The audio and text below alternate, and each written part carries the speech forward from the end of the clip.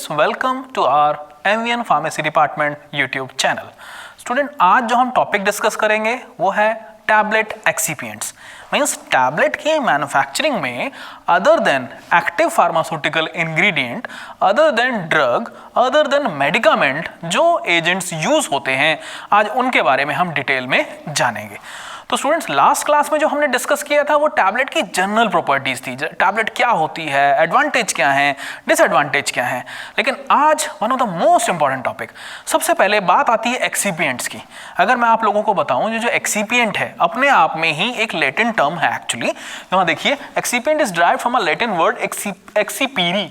इसका मतलब होता है to accept, means other than drug जो हमारे फॉर्मुलेशन के अंदर एजेंट्स इनकॉर्पोरेट किए जाते हैं वो एक्सिपिएंट्स कहलाते हैं। अब बात आएगी कि कौन कौन से एजेंट्स हैं हमारी जो टैबलेट के अंदर हम टैबलेट की मैन्युफैक्चरिंग में इनकॉर्पोरेट करते हैं।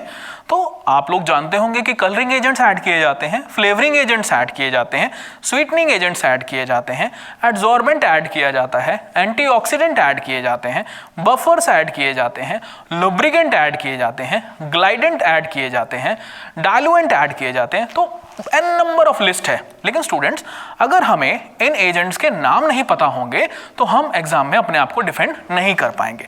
तो आज ये कौन कौन से agents as a lubricant use किए जाते हैं, एज अ डाइल्यूएंट यूज किए जाते हैं, एज अ डिसइंटीग्रेंट, ये जितने भी एजेंट्स हैं आज हम उनके बारे में इस लेक्चर के अंदर जान लेंगे। स्टूडेंट्स, स्टार्ट करने से पहले मैं आप सब लोगों से रिक्वेस्ट करता हूं कि अगर आप लोगों ने अभी तक हमारा चैनल सब्सक्राइब नहीं किया है तो तुरंत इसे सब्सक्राइब करें।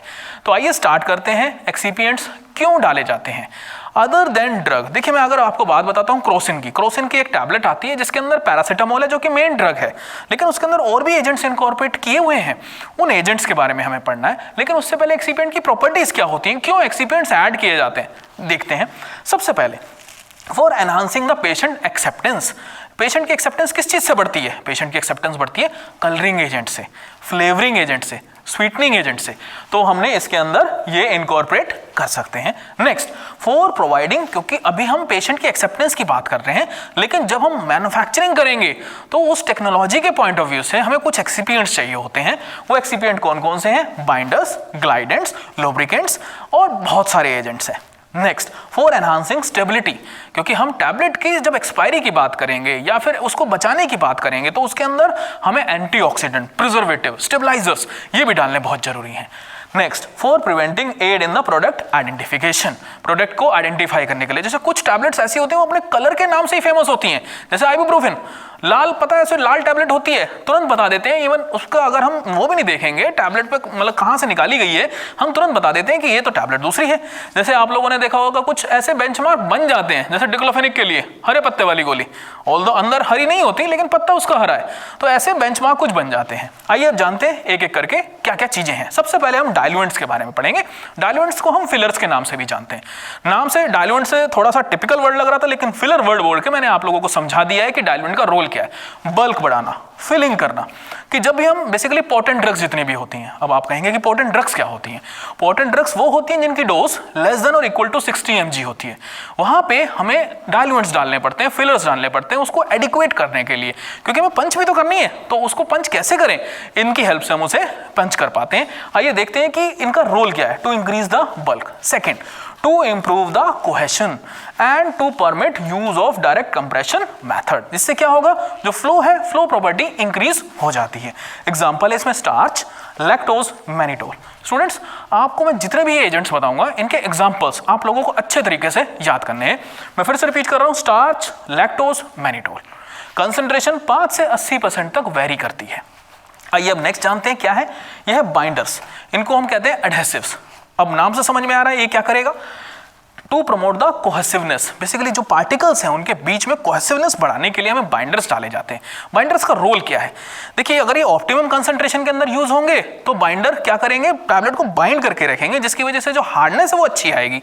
लेकिन अगर इसकी ज्यादा क्वांटिटी यूज कर दी तो हार्डनेस इतनी अच्छी हो जाएगी टैबलेट ब्रेक डाउन ही नहीं होगी।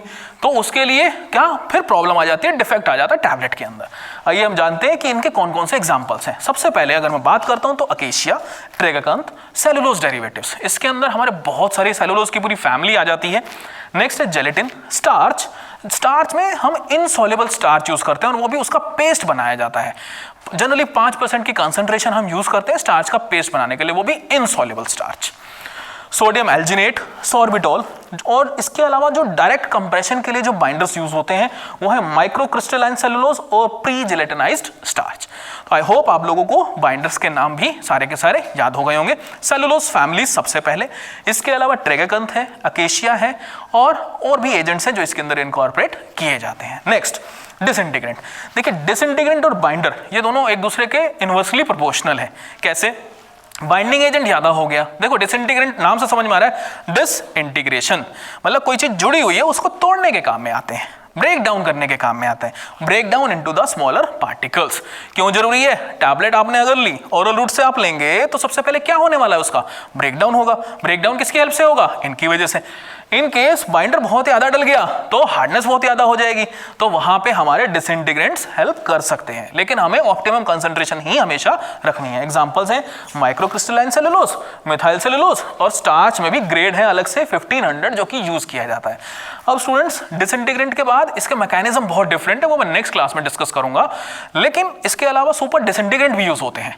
सुपर डिसइंटीग्रेंट नाम से समझ में आ रहा है, सुपर, सुपर मतलब बहुत ही फास्ट, तो उसमें croscarmellose sodium, PVT, PVP, polyvinyl pyrrolidone, ये कुछ हैं जो हमारे यूज किए जाते हैं।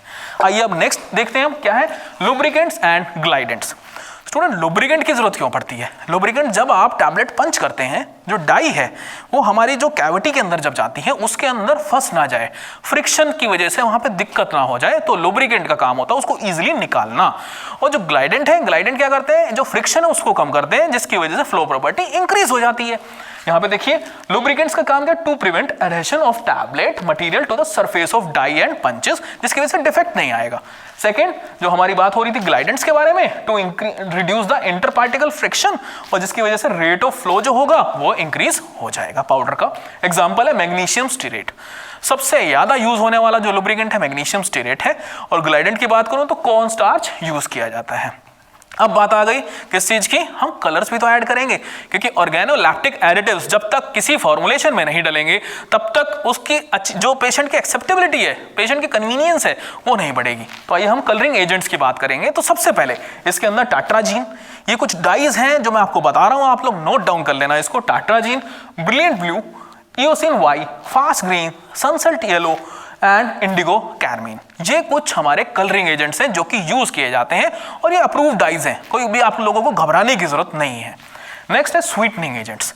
ऑब्वियस ही बात है, जब हम च्यूएबल टैबलेट की बात करते हैं या फिर डिस्पर्सिबल टैबलेट की बात करते हैं तो वहां पे टैबलेट का स्वीट होना बड़ा जरूरी है।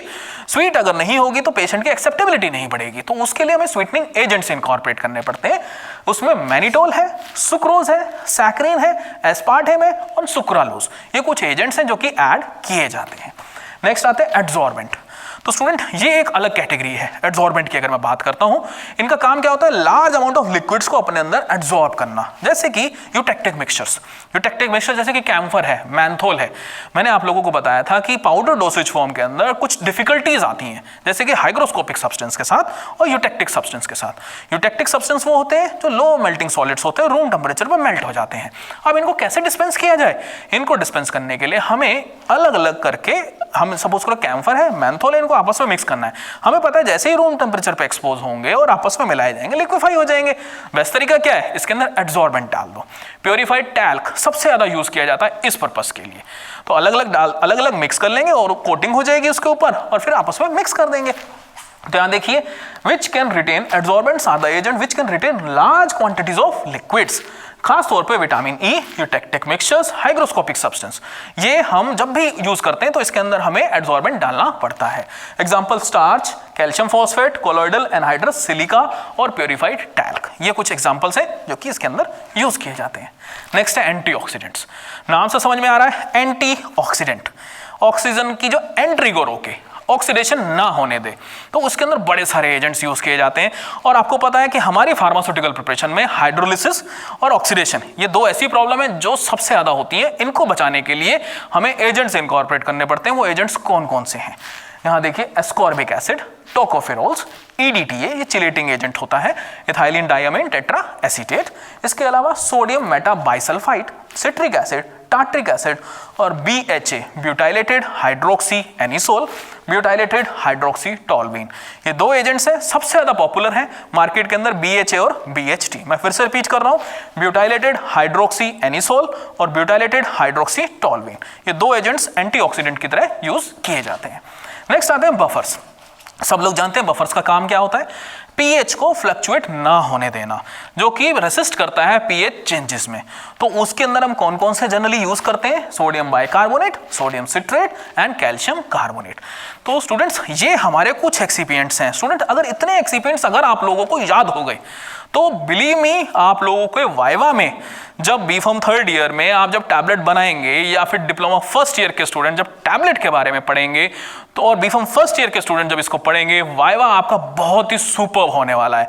क्योंकि सबसे पहला क्वेश्चन जो एग्जामिनर्स का होता है वो यही होता है कि tell me the name of few disintegrants, few lubricants, few binding agents. तो आप लोगों को सारे के सारे आंसर इसी एक क्लास के अंदर मिल चुके हैं। स्टूडेंट इन केस अगर आपको कुछ समझ में नहीं आया है तो आप हमारे यूट्यूब चैनल पे नीचे कमेंट बॉक्स में कमेंट में लिख सकते हैं, तो मैं आपकी प्रॉब्लम वहां से भी सॉल्व करूंगा। Thank you so much students.